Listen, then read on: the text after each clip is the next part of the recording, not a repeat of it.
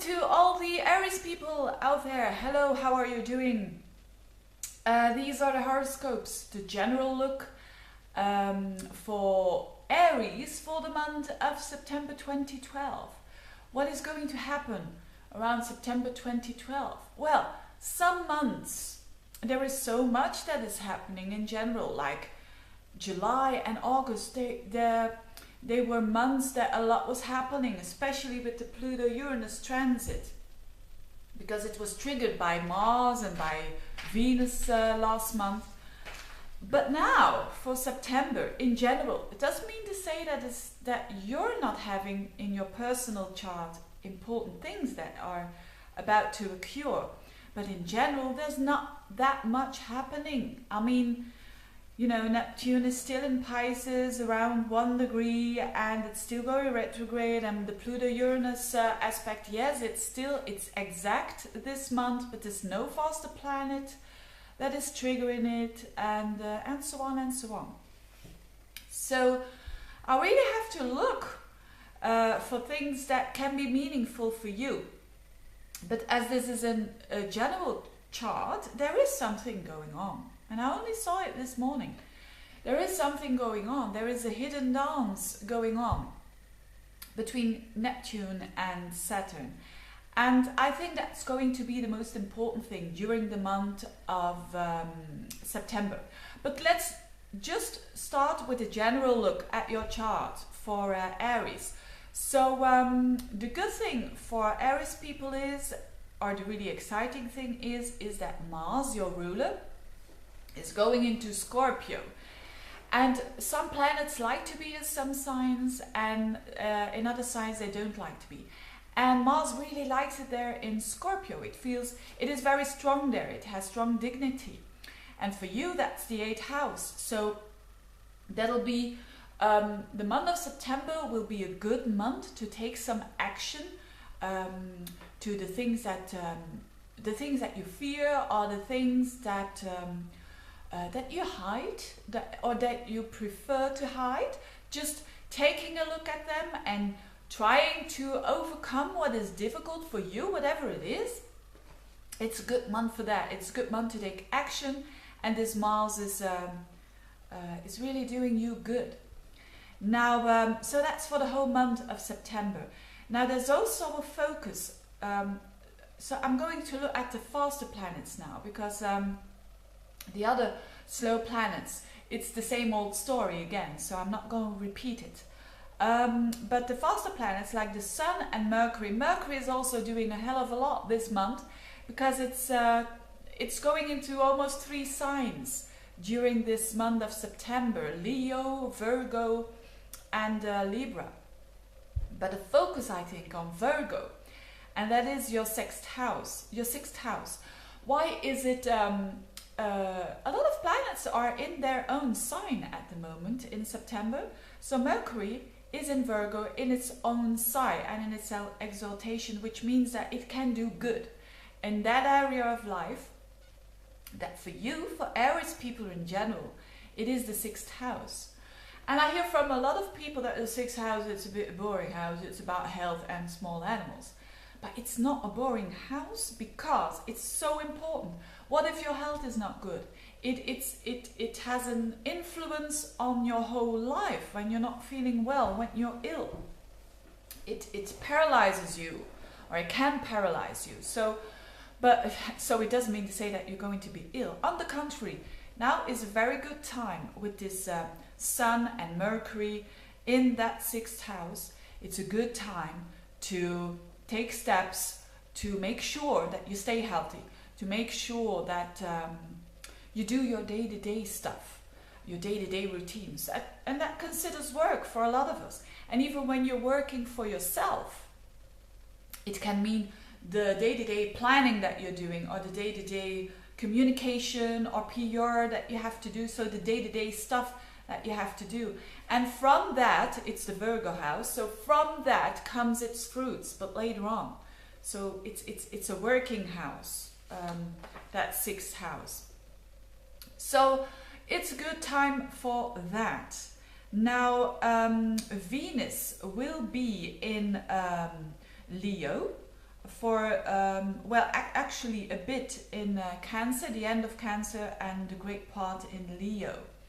And that is very good news for you because it's in your 5th house. So everything that has to do with creation, creation and being creative and children and romance, and that is good for you to also put a little bit of effort, but not effort, just to enjoy it, actually, to enjoy that 5th house activity. So these are the houses that are triggered for you, or that are going to be more on the surface during the month of September. Now that is what is going on a very mundane level. Now let's look on a deeper level, and that is, what is Saturn and Neptune? What are they doing at the moment? Now, Saturn is, of course, in your 7th house for a long time, more than 2 years approximately, and it's the last phase of Saturn through that house. I already talked about that, I think, in the July horoscopes, that when Saturn is going to end in a sign, like now in Libra, you will see, start to see the positive things of Saturn. So it may have been difficult for you, or it may have been a challenge for you concerning 7th house stuff, concerning relationships, concerning maybe a business relationship. It doesn't mean to say that it was wrong, or it doesn't mean to say that it was bad. It just is reflecting that you had to work hard for it in some kind of way.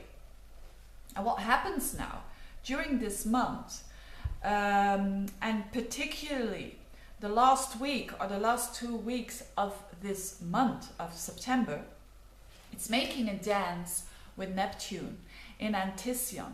Now I'm not going to, these are the monthly horoscopes, so I'm not going to explain what Anticyon is all about, but to say it very clearly and to say it very briefly, it's just that every force, like in this case Saturn, the planet of Saturn, every force in the universe has its counterforce. It has its, there's a hair here, it has its mirror, it has its, call it shadow, but I don't think that's a good word. It has its mirror. And what does it mean? When Saturn is around 28, 29 degrees of Libra, and that's going to be the case for you in your 7th house, when that happens, there is an Anticyon point in Pisces. So Libra, the Anticia of Libra is Pisces. And that point of 28, let's say 28 degrees, that point is 2 degrees of Pisces. It's very easy to explain. You've got 30 degrees in a sign. And to find the Anticyon of a point, let's say that Saturn is at Libra 28 degrees. Then you take 30 degrees minus 28 degrees and you get the degree of the Anticyon, which is in this case 2 degrees. And the sign in Anticyon is Pisces. There is a whole thing to explain, but I'm not going to go into that. So what does it mean? This Saturn at the very end of Libra is connecting with Neptune at the beginning of Pisces. So it means they're making a dance in the dark. It's hidden. It means that you could say they are conjuncting each other, Saturn and Neptune, in your 7th house. But it's hidden. So what does it... So that's the whole thing about Anticyon. We can look at Anticyon points in our chart to see what is working behind the scenes. What is... and in fact, it can add to some very clear understanding. It is used in very old astrology, and actually I've read that it was already known in the 4th century or 2 centuries before Christ and so on, but it's very old technique. And so because this doesn't happen that often, that meeting between Saturn and Neptune in Anticyon, it's going to be relevant for all of us, and for Aries in particular. When you have an Aries ascendant, it's going to be important when it considers relationships. So what is Saturn and Neptune all about? It's very easy. Saturn is about boundaries. It's about discipline. It's about this real material world. I say material because it's about the manifestations that we having. So when you're looking at a kid that is sleeping, that is very real. That is very true. It's something that we see. Neptune is just the opposite. It's an opposite energy.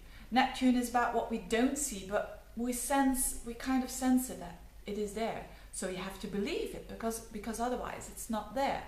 So these two worlds come together. They are making a dance. They are coming together in your 7th house. And it's an important cycle because Saturn is ending Libra, is ending its cycle during that 7th house of yours. So there's something meaningful happening, and it could be various things. Depending on your personal chart. But in general, it can mean that a relationship that that wasn't that clear, because Neptune makes things unclear. And maybe there was a relationship, or there is a relationship that things are really, you can't pinpoint them, but you understand that. And actually afterwards, after the month of September, it will become more clearer, because this process continues in Saturn and Neptune. Actually, they are going, not in antition, but they are going to trine each other. So I think this month will be not clear for you when it considers relationships, but next month it become clear. That's the summarize of it. And we can never force it. So Saturn can say you one day, yes, I've got it, this is the truth, this is reality, I see it. And then Neptune just makes it all it's just misty, makes it all misty, and that can be very challenging at times. But it is the phase that you have to go through in order to be enlightened afterwards. That's my opinion about this Saturn and Neptune. It's always interesting because it's the real world making a contact with the unreal, with I'm not gonna say with fantasy. You could say it's real world versus fantasy. It's real world versus high ideals.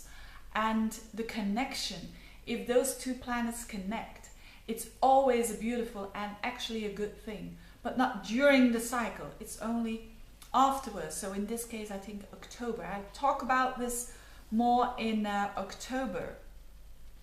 So I think this is going to be an interesting month for you, because various areas of your life are aspected. You know, the 5th house, the 6th house, the 7th house, the 8th house.